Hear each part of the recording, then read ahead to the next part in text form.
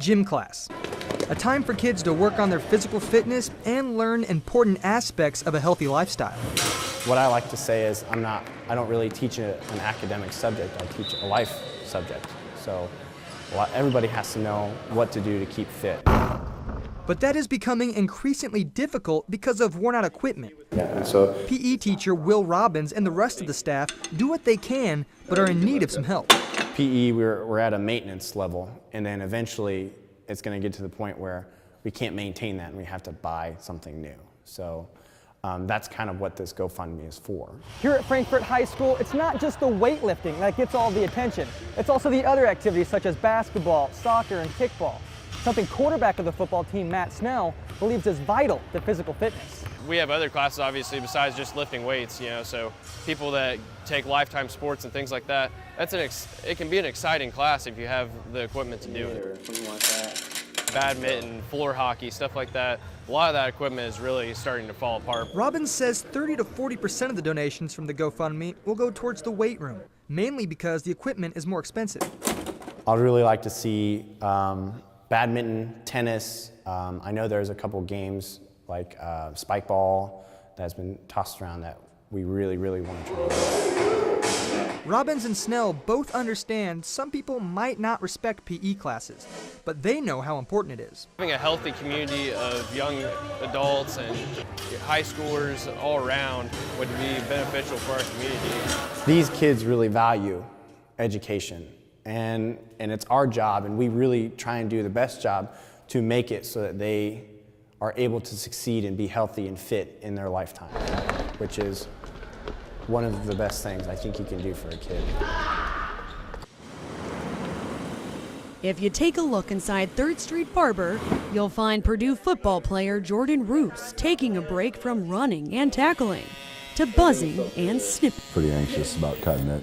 Yeah, for sure. Roos has skipped the trim for a while. I've been growing my hair out for 3 years now, and I've had teammates in the past that have donated their hair. The senior offensive lineman has had plans to donate his hair since he was a freshman, and now he's giving his braided long locks to kids who need it more than him. A chance for me to donate it for the Cancer Appreciation Game this Saturday, and I've had that plan for some time now. It just kind of jumped up on me here. He says he was inspired by his roommate, who did the same cut about a year ago. I had my hair pretty long as well. It was about halfway down my back. Purdue senior linebacker Andy James Garcia says he did it for his family. It means a lot.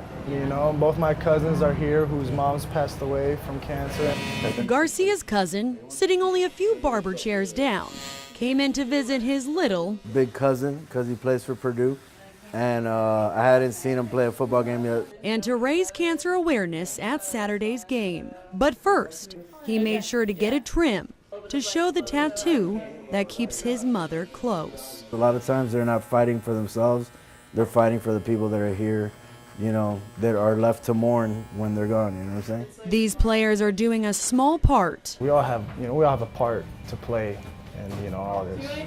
For those who have and still are fighting. And show that, hey, y'all are strong and powerful and have been through so much more than what I think the average person could really understand or fathom.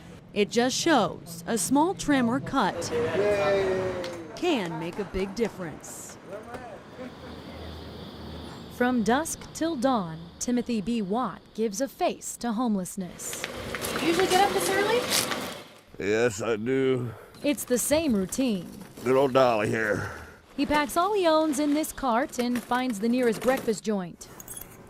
He asks for nothing except to be seen. I'm not out there running away, hiding because I'm ashamed.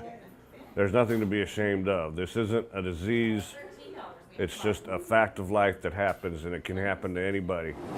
Watt is a veteran of the Marines. He was married with 4 kids, but he lost his job, got divorced, and spiraled into a drug and alcohol addiction. Then he found God. He just said, hey, son, just calm down. I got this. And that's when this plan to do this was laid on my heart. His plan is to live off donations for 1 week in all 92 counties. Take what he needs to survive and then give the rest back to local communities. You won't find many people with the heart to do what he's doing. Sherry Rohr opened her home to Watts so he could shower, a small token of her thanks for bringing an important message to Delphi. We live in a small town bubble, but so we can forget sometimes the real face of the plight of humanity. So bringing it into a place like this says, hey, it's still here. What do we do when we think it's someone else's problem? Lou Hayden offered to drive Watt to his next small Hoosier community, the city of Frankfort. We've met, we've made a connection, and thought this is the least I could do for him. It would have been a 10.6-hour walk. Watt's hobbies include reading and writing. He's inspired by authors like Mark Twain and C.S. Lewis. That's how he learned to take on the persona of Harry the homeless hippie on Facebook. John Jacob Jingleheimer Schmidt, Holy Cow even. Mother Mary, Papa Joseph, and Baby Jesus. What the heck happened here in Delphi? He's referring to the $1,098 he raised during his week's stay in Carroll County. This week, he hopes to wheel his way into the hearts of Clinton County. How's it going? He'll be posted up here outside the county courthouse. He hopes you'll say hello. Lift the stigma off the homelessness. We're people just like anybody else. I'm somebody's daddy, I'm somebody's brother, I'm somebody's cousin, somebody's nephew. You know, I am somebody.